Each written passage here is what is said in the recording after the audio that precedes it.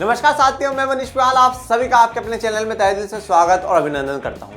आज हम लोग पढ़ रहे हैं कक्षा 11 की राजनीति विज्ञान का अध्याय 3 चुनाव और प्रतिनिधित्व, और आज है हमारा लेक्चर नंबर 8 और जिसमें आपके हो जाएंगे ठाठ, मतलब आप बिल्कुल बिंदास हो जाइए। आज ये चैप्टर कंप्लीट हो जाएगा। चुनाव और प्रतिनिधित्व का जो चैप्टर है वो आज कंप्लीट हो जाएगा। और आज के चैप्टर में हम लोग क्या पढ़ेंगे, हमने सब कुछ पढ़ लिया। चुनाव कैसे होते हैं, क्या होता है, कौन जीत करके जाता है, कौन नहीं, किसका निर्वाचन क्षेत्रों में आरक्षण है क्या नहीं, मतलब पूरी व्यवस्था पढ़ ली। अब तो अगर आपसे कोई चुनाव के बारे में पूछ लेना, मतलब आप पूरा चिट्ठा खोल दोगे। हाँ भाई, पूछ क्या रहा है वो बता, क्या जानना है तुझे वो बता, ठीक है ना। पर आज हम लोग बात करेंगे कि जो चुनाव व्यवस्था है उस चुनाव व्यवस्था में कुछ कमियां हैं, कुछ खामियां हैं, सभी व्यवस्थाओं में होती है। तो उनमें सुधार करने की मांग है कि भाई ये सुधार होने चाहिए, ये बदलाव होने चाहिए।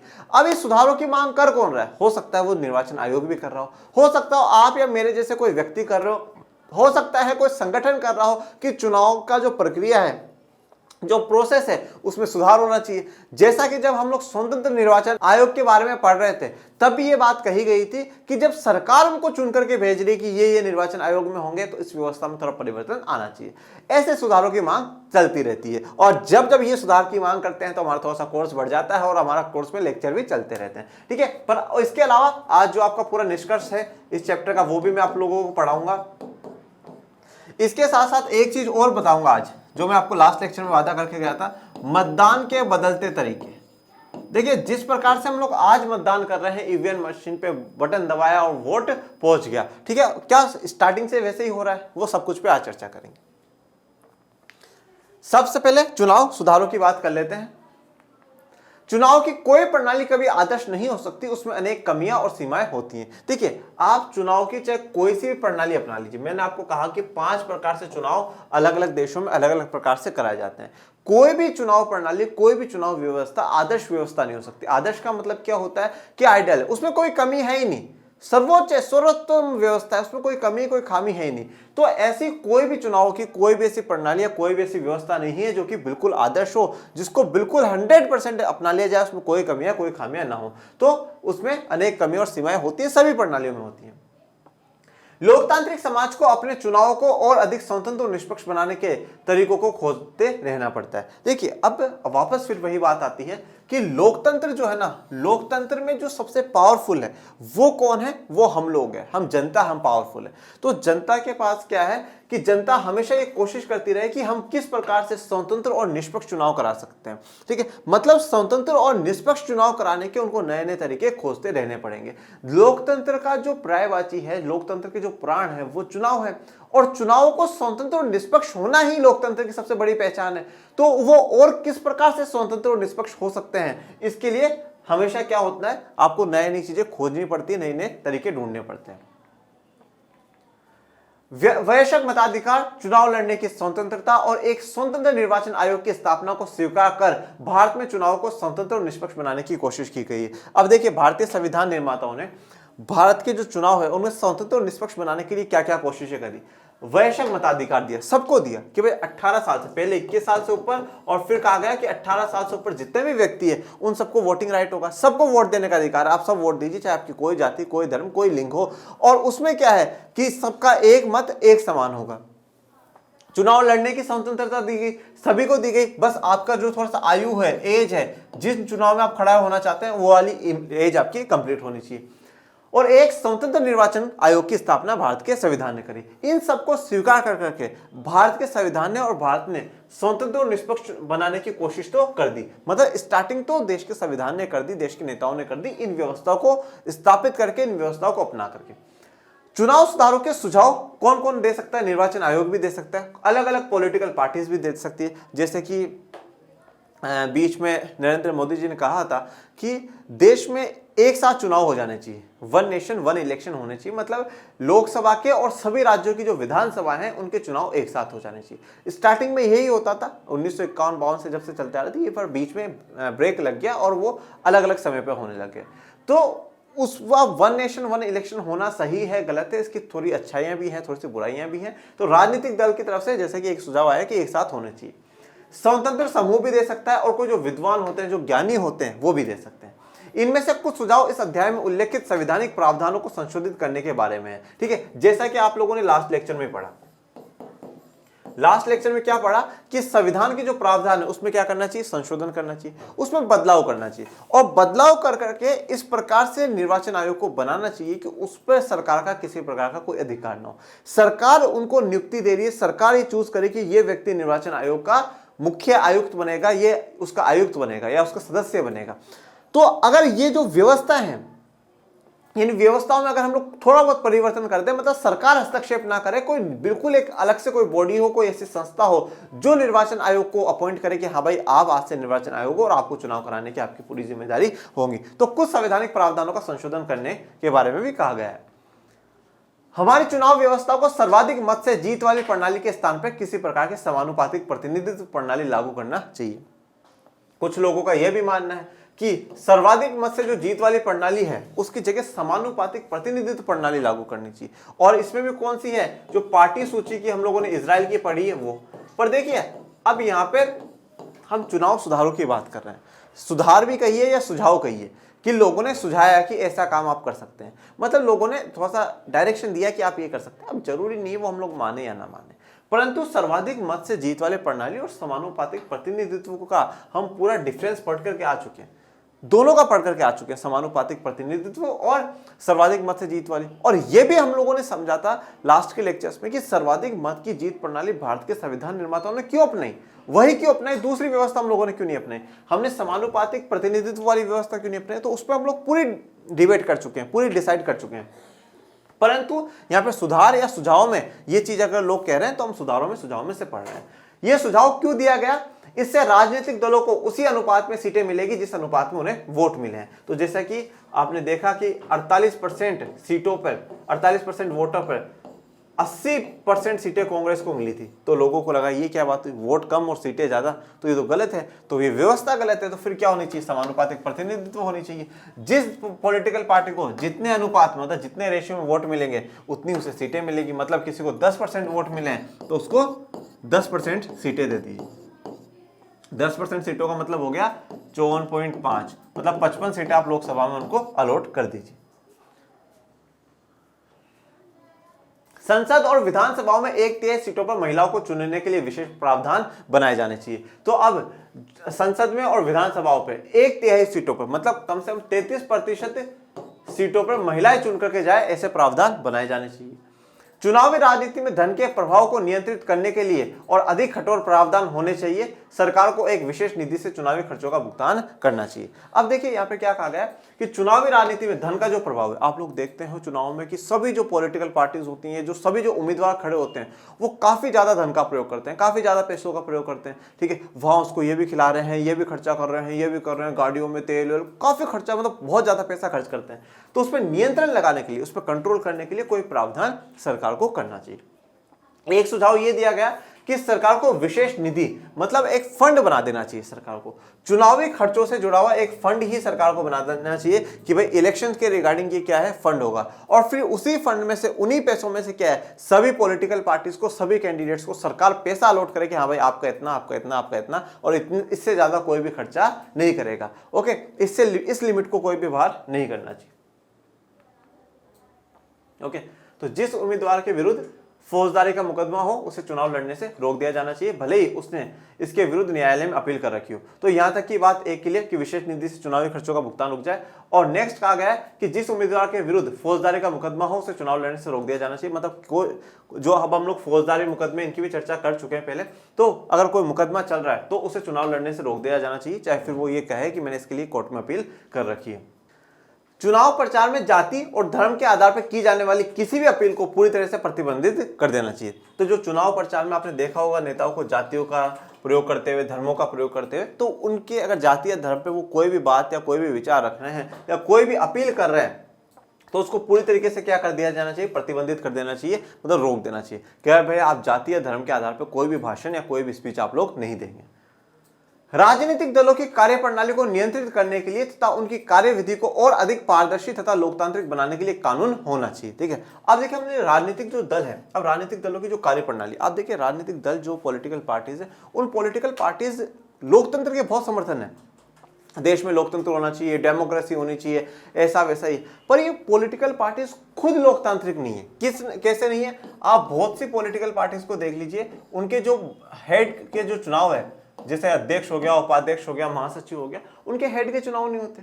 ठीक है भाई, ये बन गया, फिर उसका बेटा बन जाएगा, उसका बेटा बन जाएगा, उसका बेटा बन जाएगा। ठीक है, या किसी रिश्तेदार में से बना दिया, या किसी खूब जो पैसे वाला व्यक्ति है उसको बना दिया। मतलब जो सबसे निचले स्तर पे जो व्यक्ति काम कर रहा है, भाई आज जो कॉलोनी है उस कॉलोनी में मैं हूं, तो मुझे जानते हैं ना लोग, मेरे कहने पे लोग वोट दे रहे हैं, पर मुझे तो आगे बढ़ने का मौका ही नहीं मिल रहा। जो ऊपर टॉप लेयर पे बैठे हैं वही लोग क्या है, वहां सीट कर लेते हैं कि भाई मैं आज के अध्यक्ष बन गया, फिर ये बन जाएगा, फिर ये बन जाएगा, मेरे पास पैसा है, मैं पैसे देकर के अध्यक्ष बन जाऊंगा। तो राजनीतिक दलों में खुद में लोकतंत्र नहीं है। वो जैसे लोकतंत्र की बातें करें, वो लोकतंत्र नहीं है। उनकी कार्यप्रणाली को जिस प्रकार से वो काम कर रही है उसमें सुधार करने और उसमें नियंत्रित करने के लिए क्या होना चाहिए? एक कानून आना चाहिए। परंतु आप ये देखेगा कि ये कानून बनाने का काम किसका है? संसद का। और संसद में कौन बैठे? कौन बैठे? नेताजी बैठे। और नेताजी को किसी ना किसी पॉलिटिकल पार्टी के तो होंगे, किसी ना किसी राजनीतिक दल के तो होंगे ना। वे तो यहाँ पर पाबंदी लगानी किस पर है? राजनीतिक दलों पे तो लगानी। और राजनीतिक दलों में कौन है? नेता। तो वो नेताजी कभी चाहेंगे नहीं कि हमारे ऊपर पाबंदी लगे, हमारे पैरों में जंजीरें लगा दी जाए, जिससे कि हम लोग बिल्कुल पाबंद हो जाए और हम बिल्कुल उसी हिसाब से चले। तो कभी भी इस प्रकार के कानून नहीं बन सकते। अब बनाने के लिए यह जरूर हो सकता है कि जनता सभी पॉलिटिकल पार्टीज पे दबाव बना दे। जनता ये डिसाइड कर ले कि अगर इस प्रकार के कानून नहीं बनते हैं तो हम इस पार्टी को वोट नहीं देंगे। अगर ये पार्टी इन कानूनों के विरोध में है, इन कानूनों के खिलाफ जाकर के बात कर रही है, तो हम ऐसी पार्टी को बिल्कुल भी वोट नहीं देंगे। अगर जनता दबाव बनाएगी तो 100% ऐसे कानून भी बन सकते हैं और उनका क्रियान्वयन भी हो सकता है। ये कुछ सीमित सुझाव है, तो ये कुछ थोड़े से लिमिटेड ही है। इन सुझावों पर कोई आम राय भी नहीं कि सब एक जैसे सब एक साथ हो कि हाँ भाई सारे बदलाव होने चाहिए, सब ऐसा नहीं मानते। लेकिन यदि उन पर आम राय बन भी जाए तो भी कानून और औपचारिक प्रावधान एक सीमा तक ही कारगर हो सकते हैं। अगर मान लीजिए हम सभी उन सारी बातों से तय मान जाए कि हाँ भाई चलो ये जितने भी सुझाव दिए गए सारी बात सही है, वो बदलाव होने चाहिए। जो कानून बनेंगे, जो भी कोई औपचारिक प्रावधान बनेगा, वो भी एक सीमा तक ही कारगर, एक लिमिट तक ही है। मतलब आप उस कानून को, उन औपचारिक प्रावधानों को भी सही से पूरे तक लागू नहीं कर सकते। वो भी एक लिमिट पर आकर के उनका भी कहीं ना कहीं एंड होगा ही होगा। वास्तव में स्वतंत्र और निष्पक्ष चुनाव तभी हो सकते हैं जब सभी उम्मीदवार, राजनीतिक दल और वे सभी लोग जो चुनाव प्रक्रिया में भाग लेते हैं लोकतांत्रिक प्रतिस्पर्धा की भावना का सम्मान करें। देखिए, अब स्वतंत्र और निष्पक्ष चुनाव कब हो सकते हैं? जब सभी उम्मीदवार, देखिए आप कितने ही कानून बना दीजिए, वैसे तो निर्वाचन आयोग ने ये रोक भी लगा रखी है कि भाई आप इतने 10 लाख 25 लाख इससे ज्यादा अमाउंट खर्चा नहीं करेंगे।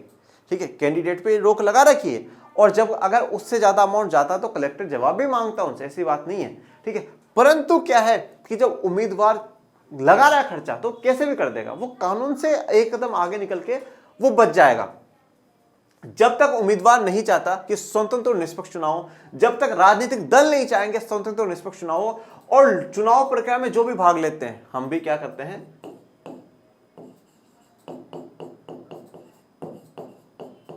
भाग लेता है। तो अब इन चुनाव प्रक्रिया में भाग कौन लेता है? मतदाता। तो देखिए कौन कौन ले रहा है? सभी उम्मीदवार ले रहे हैं, राजनीतिक दल ले रहे हैं और मतदाता ले रहे हैं। तो ये लोकतांत्रिक प्रतिस्पर्धा की जो भावना है उनका क्या करें? सम्मान करें। तो हम सभी, चाहे वो उम्मीदवार हो, पॉलिटिकल पार्टीज हो, हम मतदाता हो, हम सभी अगर सम्मान करेंगे इस लोकतंत्र का, तो ही क्या होगा? स्वतंत्र और निष्पक्ष चुनाव होंगे।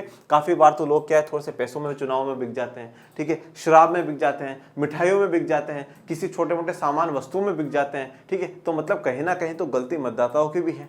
तो सिर्फ और सिर्फ हम उम्मीदवारों को या पॉलिटिकल पार्टीज को दोष दें तो वो भी ठीक नहीं है। कानूनी सुधारों के अतिरिक्त दो और तरीके हैं जिनसे यह सुनिश्चित किया जा सकता है। पहला, चुनाव जनता की अपेक्षा और लोकतांत्रिक आकांक्षाओं को व्यक्त करें। तो चुनाव इस हिसाब से होने चाहिए कि जो जनता की अपेक्षा है और लोकतांत्रिक आकांक्षाएं हैं वो उसमें व्यक्त हो, वो पूरी होनी चाहिए। पहला तो यह कि जनता को स्वयं ही अधिक सतर्क रहना चाहिए तथा राजनीतिक कार्यों में और सक्रियता से भाग लेना चाहिए। तो सबसे इंपॉर्टेंट बात तो क्या है कि जनता को हमेशा एक्टिव रहना चाहिए। जनता हमेशा अवेयर रहे कि क्या हो रहा है, क्या नहीं हो रहा, इस पॉलिटिकल पार्टी ने कितना पैसा खर्च कर दिया, इनके पास इतना पैसा कहां से आ रहा है, ये उम्मीदवार इतना पैसा क्यों खर्च कर रहा है। तो उन्हें एक्टिव रहना चाहिए और जो राजनीतिक कार्य हैं उनमें सक्रियता से भाग लेना चाहिए। एक्टिव होकर के उनमें क्या है, भाग लेना चाहिए। लेकिन आम आदमी के लिए नियमित रूप से राजनीति में भाग लेने की अपनी सीमा है। ठीक है, तो ये आप लोगों ने लास्ट क्लासेस में पढ़ा होगा कि आम आदमी क्या है कि नियमित रूप से रेगुलरली क्या है राजनीति में भाग नहीं ले सकता, उसकी कुछ अपनी सीमा है, कुछ बात है। इसलिए जरूरी है कि अनेक राजनीतिक संस्थाओं और राजनीतिक संगठनों का विकास किया जाए जो स्वतंत्र और निष्पक्ष चुनाव सुनिश्चित कराने के लिए पहरेदारी करें। तो अब क्या होना चाहिए, ऐसी राजनीतिक संस्थाएं बनानी चाहिए, ऐसे संगठनों का विकास करना चाहिए जो स्वतंत्र और निष्पक्ष चुनाव सुनिश्चित कराने की पहरेदारी करे कि हो रहे हैं या नहीं हो रहे। अब बात करेंगे जो आपकी किताब में दे रखा है निष्कर्ष, कंक्लूजन। अब हम लोगों ने पूरा चैप्टर पढ़ लिया, पूरा चैप्टर हमारा कंप्लीट हो गया। अब हम लोग ये देखेंगे कि जो भारत में चुनाव हो रहे हैं या भारत का लोकतंत्र कहां तक सफल है, ऐसे कौन कौन से कारण हैं जिनके कारण भारत का लोकतंत्र सफल हुआ है। भारत में चुनाव व्यवस्था की सफलता अनेक आधारों पर मापी जा सकती है। पहली, जो हमारी चुनाव व्यवस्था ने मतदाताओं को न केवल अपने प्रतिनिधियों को चुनने की स्वतंत्रता दी है, बल्कि उन्हें केंद्र और राज्यों में शांतिपूर्ण ढंग से सरकारों को बदलने का अवसर भी दिया है। तो देखिए, अब हमारी जो चुनाव व्यवस्था है उसकी सफलता को हम अनेक आधारों पर देख सकते हैं। पहला, हमारे जितने भी जो मतदाता है ना, उनको सिर्फ हमने अपने प्रतिनिधियों को चुनने का स्वतंत्रता या आजादी नहीं दी, सिर्फ इतनी आजादी नहीं दी कि आप अपने प्रतिनिधियों को चुन लो, बल्कि यह भी आजादी दी है कि केंद्र और राज्य सरकार को शांतिपूर्ण ढंग से उनको बदलने का अवसर भी दिया है कि भाई आपको लगे कि ये सरकार सही से काम नहीं कर रही तो आप 5 साल बाद उन्हें बदल दीजिए। और अगर उन 5 साल के दौरान भी अगर आपको ऐसा लगता है कि सरकार सही काम नहीं कर रही तो आप आंदोलन कर सकते हैं। ठीक है, आप सरकार के बारे में बोल सकते हैं कि सरकार ये काम सही नहीं कर रही, परंतु मुख्य जो है वो ये है कि आप 5 साल के बाद उनको बदल सकते हैं। दूसरा, मतदाताओं ने चुनाव प्रक्रिया में लगातार रुचि ली है और उसमें भाग लिया है। चुनाव में भाग लेने वाले उम्मीदवारों और दलों की संख्या लगातार बढ़ रही है। तो देखिए, मतदाताओं ने लगातार चुनाव प्रक्रिया में क्या है भाग लिया है, मतलब अब आप उनका इंटरेस्ट डे बाय डे बढ़ता ही जा रहा है। ऐसा नहीं, जो लोग 1951-52 के जब चुनाव हुए उस समय जिन लोगों ने इंटरेस्ट लिया, आज उससे ज्यादा ही लोग इंटरेस्ट लेते हैं। चाय की दुकान से लेकर के देश के संसद तक राजनीति की बातें चलती रहती है। और जैसे मैंने कहा था कि चुनाव जो है लोकतंत्र के प्राण है, और जब लोकतंत्र का त्योहार आता है, मतलब कहीं चुनाव होते हैं तो वो बिल्कुल एक फेस्टिवल की तरह होता है। तो मतलब क्या है, जो मतदाता है, जो वोटर्स, उन्होंने इंटरेस्ट तो लिया ही है, रुचि तो बढ़ी है। और लास्ट की क्लासेस में आप लोगों ने पढ़ा भी होगा कि आप एक दौर देखेंगे कि जब तक सिर्फ और सिर्फ कुछ लोगों का इंटरेस्ट था, फिर धीरे धीरे क्या हुआ, पॉलिटिक्स में दलितों का, पिछड़ों का, महिलाओं का, इनका भी इन्वॉल्वमेंट हमें देखने को मिला कि नहीं हमारे पास वोट की बहुत बड़ी ताकत है, वोट बहुत हमारे लिए पावरफुल है और वोट का हमें इस्तेमाल करना चाहिए। इसके साथ साथ आप देखिए, उम्मीदवारों और दलों की भी संख्या में निरंतर वृद्धि हो रही है। हमेशा क्या है, दल बढ़ते ही जा रहे हैं, कम नहीं हो रहे, और उम्मीदवार आपको ज्यादा ही देखने को मिलेंगे। तीसरा, चुनावी व्यवस्था में सभी को स्थान मिला है और ये सभी को साथ लेकर चली। तो चुनावी व्यवस्था में सबको स्थान मिला है। हमारे प्रतिनिधियों की सामाजिक पृष्ठभूमि भी धीरे धीरे बदली है। अब हमारे प्रतिनिधि विभिन्न सामाजिक वर्गों से आते हैं, यद्यपि इनमें सभी महिलाओं की जो संख्या है में संतोषजनक वृद्धि नहीं हुई है। देखिए, अब क्या है, अब आप सामाजिक पृष्ठभूमि भी हमारे प्रतिनिधियों की बदली। अब ऐसा तो है नहीं कि सिर्फ और सिर्फ एक जाति, एक धर्म, एक ही वर्ग के प्रतिनिधि हो। आपको अलग अलग जाति, अलग अलग धर्मों, अलग अलग वर्गों के प्रतिनिधि आपको देखने को मिलेंगे। हाँ, ये एक थोड़ी सी दुखद बात है कि जो महिलाओं की संख्या है वो भी संतोषजनक नहीं है, मतलब सही नहीं है, मतलब इतनी वृद्धि नहीं हुई जितनी होनी चाहिए थी।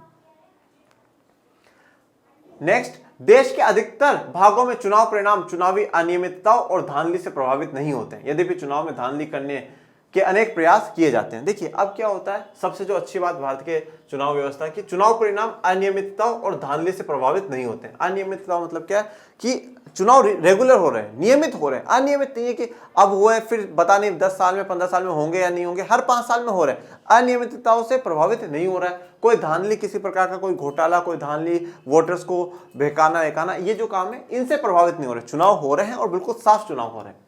आपने चुनाव में हिंसा भी देखी होगी, मतदाता सूचियों से वोटरों के नाम गायब होने की शिकायतों, डराए धमकाए जाने आदि की शिकायतें अक्सर सुनी होगी। फिर भी ऐसी घटनाओं से शायद ही कोई चुनाव परिणाम प्रत्यक्ष रूप से प्रभावित होता है। तो ये चीज आप लोगों ने देखी होगी, चुनाव की जगह पे हिंसा हो जाना, मतदाता सूचियों से वोटरों का नाम गायब कर देना कि हाँ वोटर्स के नाम गायब कर दे, लोगों को डराया जा रहा है, धमकाया जा रहा है। ठीक है, ये सारी चीजें देखते हैं, पर अब भी ये भी क्या है, बहुत कम हो गया, बहुत कम। परंतु ऐसे से कोई चुनाव परिणाम प्रत्यक्ष रूप से प्रभावित हुआ ऐसा नहीं होता कि डायरेक्टली पूरा का पूरा चुनाव के रिजल्ट ही, नतीजे ही बदल गया। लास्ट और फाइनल, चुनाव हमारे लोकतांत्रिक जीवन के अभिन्न अंग हो गए, मतलब अभी हमारे लाइफ पार्ट का लाइफ बन गए हैं लोकतंत्र। कोई इस बात की कल्पना भी नहीं कर सकता कि कभी कोई सरकार चुनाव में जनादेश का उल्लंघन भी करेगी। देखिए, आपने चाहे कांग्रेस जीती, हो और चाहे बीजेपी जीती हो, या कोई भी कैंडिडेट, कोई भी उम्मीदवार, कोई भी व्यक्ति जीतो, जो जीते हैं वो तो ठीक है, पर ऐसे जो हारे हैं उन्होंने ये नहीं कहा कि नहीं नहीं हम तो नहीं मान रहे, फिर से वोटिंग कराओ, हमारे लिए तो सही नहीं है, हम जीत रहे थे, हम 100% जीत रहे थे, लोग हमारे साथ थे, ये वो। ऐसा नहीं, जो वर्डिक्ट आया है, जो निर्वाचन आयोग ने फैसले सुनाए, उन फैसलों को सभी मानते हैं, एक ये सोचकर कि नहीं जनता ने इस बार इन्हीं को जीता है, हमें नहीं, हम अगली बार फिर से प्रयास करेंगे। इसी तरह कोई यह भी कल्पना नहीं कर सकता कि बिना चुनाव के कोई सरकार बन सकेगी, ठीक है, तो बिना चुनाव की कोई सरकार बनने की भी कल्पना नहीं कर सकता। वास्तव में भारत में निश्चित अंतराल पर होने वाले नियमित चुनाव को एक महान लोकतांत्रिक प्रयोग के रूप में ख्याति मिली है। तो आप देखिए, जो भारत में निश्चित अंतराल पर हर 5 साल में जो चुनाव हो रहे हैं, जो नियमित, जो रेगुलर चुनाव हो रहे हैं, उससे क्या है, एक जो लोकतांत्रिक प्रयोग है उसे ख्याति मिली, मतलब उसकी तारीफें ही हुई है। मतलब भारत के लोकतंत्र और भारत की चुनाव व्यवस्थाओं की दुनिया में तारीफ हुई है। भारत की चुनाव व्यवस्थाओं ने आदर सम्मान ही प्राप्त करा है पूरी दुनिया से, और इनके जो मुख्य कारण थे वो ये थे। अब निष्कर्ष काफी टीचर्स नहीं पढ़ाते हैं, मैंने आपको इसलिए भी पढ़ा है कि अगर ये भी सवाल आपसे बन जाता है कि भारत की चुनावी जो व्यवस्था उसकी सफलता के क्या क्या कारण है, तो वो आप ये जो 5-6 पॉइंट्स है वो भी लिख सकते हैं। नोट, इन सभी बातों से हमारी चुनाव व्यवस्था को देश विदेश में आदर से देखा जाता है, ठीक है। तो मतलब हमारी इंडिया की डेमोक्रेसी, जो सबसे बड़ी डेमोक्रेसी है, सबसे बड़ा लोकतांत्रिक देश है, उसको पूरी दुनिया में क्या है, आदर से देखा जाता है, रेस्पेक्ट के साथ देखा जाता है कि हाँ चुनाव व्यवस्था हो तो भारत जैसी हो। भारत में मतदाता के अंदर आत्मविश्वास बढ़ा है, मतदाताओं की निगाहों में निर्वाचन आयोग का कद बढ़ा है, ठीक है। अब जो भारत के वोटर्स है उनके अंदर विश्वास बढ़ा है, आत्मविश्वास बढ़ा है, सेल्फ कॉन्फिडेंस बढ़ा है कि हमारे वोट की वैल्यू है, हमारे वोट से किसी की सरकार बन सकती है, किसी की गिर सकती है। तो उनमें एक सेल्फ कॉन्फिडेंस बढ़ा है और वो जा रहे हैं वोटिंग करने के लिए। और वोटर्स की नजरों में क्या हुआ, निर्वाचन आयोग की वैल्यू भी बढ़ी कि हाँ निर्वाचन आयोग सही है, इतनी चीटिंग नहीं होती, ठीक है, बिल्कुल साफ और स्वच्छ जो चुनाव है वो कराए जाते हैं। यह हमारे संविधान निर्माताओं के मूल निर्णय को उचित ठहराता है। तो अब ये सब कुछ सही चल रहा है, तो इसमें जो संविधान निर्माताओं के जो मूल निर्णय थे, जो उन्होंने लिए थे, उन निर्णय को भी हम सही ठहराते हैं, उचित ठहराया जाता है। यदि चुनाव प्रक्रिया को कुछ और दोष रहित बनाया जा सके तो हम मतदाता और नागरिक के रूप में लोकतंत्र के इस महोत्सव का और अच्छी तरह आनंद उठा सकेंगे तथा इसे और अर्थपूर्ण बना सकेंगे। देखिए, अब चुनाव प्रक्रिया में जो भी समस्याएं हैं, जो भी कमियां हैं या जो भी दोष हैं, उनको और अगर हम दोष रहित बनाते हैं, देखिए हम ये मानते हैं कि जो लोकतंत्र है, लोकतंत्र सबसे बेहतरीन व्यवस्थाओं में से एक है, ठीक है, ये आप लास्ट क्लासेस में पढ़ करके आए हैं, लोकतंत्र सबसे बेहतरीन व्यवस्था। पर फिर भी कुछ जो कमियां हैं, जो कुछ डीमेरिट्स हैं, कुछ सीमा है, उनको सुधार करते रहना चाहिए। और ये लोकतंत्र की खूबसूरती भी है कि वहां पे क्या होता है, सुधार होता रहता है। तो लोकतंत्र में, चुनावों में या राजनीतिक दलों में, किन्हीं में भी अगर हम जो भी दोष है उनको दोष रहित बना दें, तो दोष पूरे खत्म कर दें, तो हम लोग क्या है, लोकतंत्र के इस महोत्सव का, इस त्योहार का और भी अच्छे तरीके से आनंद ले सकेंगे और हमारा लोकतंत्र और भी क्या बनेगा, अर्थपूर्ण बनेगा, मतलब एक मीनिंगफुल लोकतंत्र, और भी एक बेहतर लोकतंत्र में देखने को मिलेगा। अब आज हम लोग चर्चा करते हैं एक अलग से टॉपिक की, कि मतदान के बदलते तरीके। जैसे आज हम ईवीएम पे वोटिंग कर रहे हैं, क्या स्टार्टिंग से वैसे ही वोटिंग हो रही? वैसे नहीं। जब पहली बार वोटिंग देश में कराई गई 1951-52 के जो चुनाव हुए, 1951 के अक्टूबर से लेकर फरवरी 1952 तक चुनाव चले, 5-6 महीने तक चुनाव चले पूरे देश में, लोकसभा के और राज्यों की विधानसभाओं के चुनाव चले। अब उन चुनाव में किस प्रकार से लोगों से वोट डलवाए गए वो देखिएगा। वोट डलवाने का तरीका यह अपनाया गया। अब देखिए, उस समय के जो लोग थे वो काफी अशिक्षित थे, इतने पढ़े लिखे व्यक्ति नहीं थे, न ज्यादा उस समय इतनी टेक्नोलॉजी भारत के पास थी।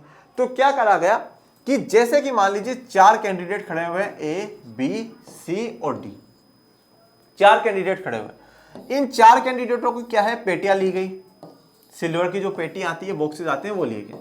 अब इनके ऊपर जो इनका चुनाव चिन्ह है, इन पेटियों के ऊपर वो चुनाव चिन्ह बना दिया गया, इनका नाम लिख दिया गया। अब नाम भी किस में है, हिंदी में भी है, उर्दू में भी है, और वहां जो क्षेत्रीय भाषा है, भाई आप पंजाब में हो, पंजाब में है, गुजरात में हो, गुजराती में, उनमें भी उनके नाम लिख दिए गए और चुनाव चिन्ह उनके बना दिए गए कि भाई इनका ये चुनाव चिन्ह। अब जैसे मान लीजिए मैं वोटर हूं, मुझे वोटर को क्या एक पर्ची दी जाएगी।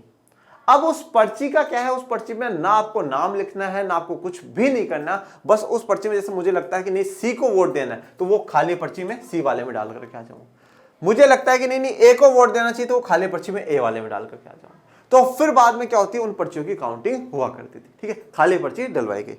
कहा जाता है कि उस बार पहली बार में 20 लाख पेटियों का इस्तेमाल एक बार में होता है, 20 लाख पेटियों का इस्तेमाल होता है। और ये चीज अपन लोग आगे जो क्लास 12th है उसमें भी इस पे पूरी चर्चा करेंगे कि मतदान के बदलते तरीके और क्या थे। पर स्टार्टिंग के जो दो चुनाव थे 1951-52 वाला और 1952 से 57 वाला, वहां तक तो इस प्रकार की व्यवस्था अपनाई गई, पर 1957 के बाद इस व्यवस्था को बदल दिया गया। अब क्या करा गया, पेटी एक है पर जो नाम है, एक पेपर दिया गया उस पर जैसे 4 कैंडिडेट है, उनके नाम है A, B, C और D। अब आपको जिसको भी वोट देना है, अब उस पर क्या कर दी जाएगी, एक मोहर लगा दी जाएगी, भाई मुझे बी को वोट देना है, मैं बी के नाम पर मोहर लगा देता हूं कि हाँ मैं बी को वोट दूंगा। फिर वो पर्ची उस पेटी में डाल दी गई और फिर उस पेटी से निकाल करके आपके पास देखा जाता था ये बी को वोट है बी वाले में, ए को है ए वाले में। फिर ये व्यवस्था लगभग 1990 तक ये व्यवस्था चलती है। 1990 में लॉन्च होती है ईवीएम, इलेक्ट्रॉनिक वोटिंग मशीन, ठीक है। फिर 2004 के लोकसभा चुनाव में ये पूरे देश में आ जाती है।